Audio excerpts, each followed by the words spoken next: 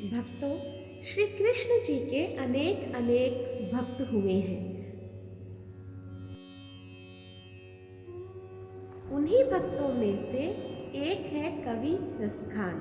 दिल्ली में जन्मे सैयद इब्राहिम खान कृष्ण भक्ति की कविताएं लिखने के कारण कवि रसखान के नाम से प्रसिद्ध हुए।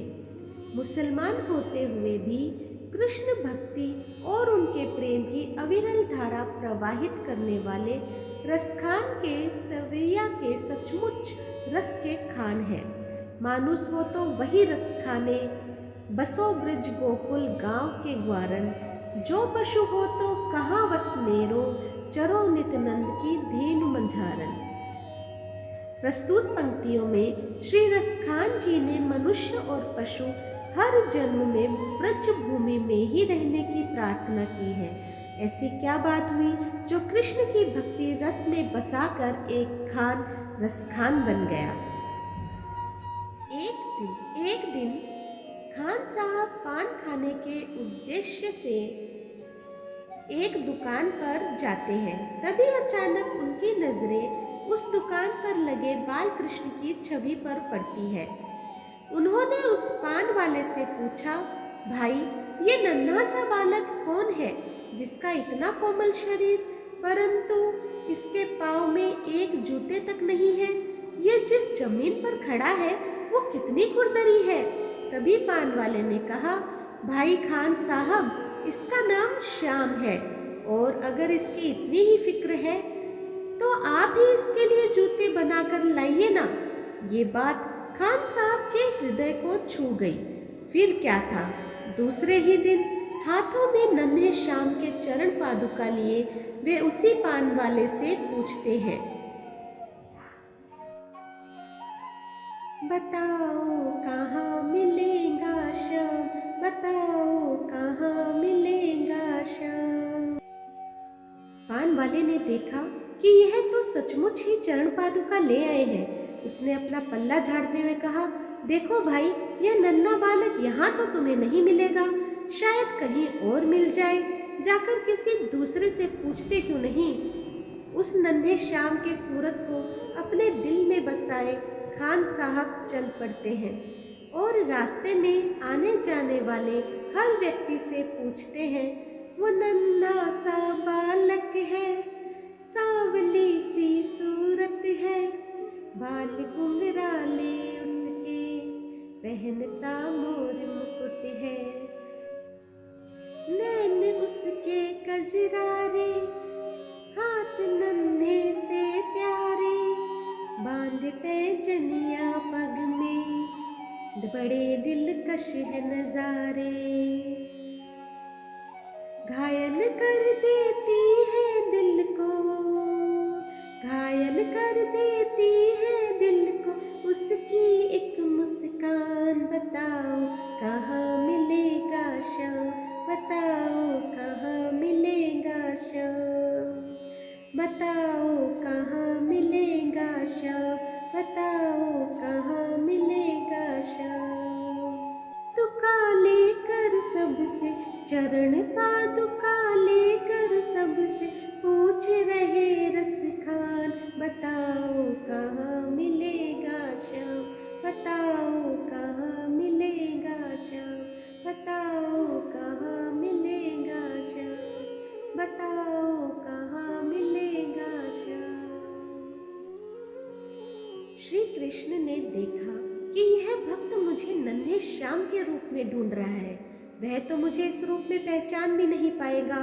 तभी वे एक साधारण व्यक्ति का रूप धारण कर खान जी के पास जाकर सारी बातों को सुनने के पश्चात उनसे कहते हैं, समझ में आया जिसका पता तू पूछ रहा है, वो भैबा के बिहारी जिसे तू ढूंढ रहा है। कहीं वो श्याम कहाता, कहीं वो कृष्ण मुरारी, कोई सावरिया कहता, कोई गोवर्धन धारी, नाम हजारों ही है उसके, नाम हजारों ही है उसके, कई जगह में धाम श्याम, बताओ कहाँ मिलेगा श्याम। उस भले व्यक्ति ने खान जी को वृंदावन जाने को कहा। फिर क्या था, मानो मुसाफिर को मंजिल ही मिल गई हो। बिना खाए पिए लगातार चलते हुए खान साहब वृंदावन में कृष्ण के मंदिर तक जा पहुंचते हैं। पागलों जैसी हालत, हाथों में जूते लिए।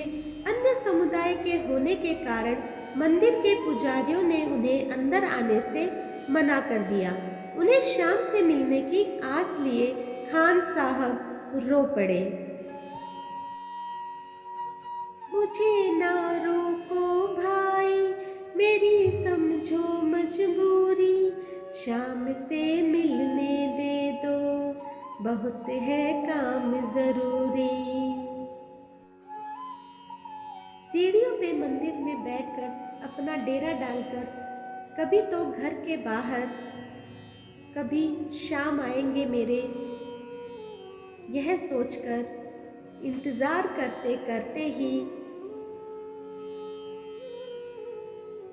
रसखान जी वहीं बैठे रहे और सुबह हो गई। बताओ कहाँ मिलेगा श्याम, बताओ कहाँ मिलेगा श्याम। ऐसा करते करते पूरी रात बीत गई। खान साहब के मन में नन्हे श्याम की छवि थी।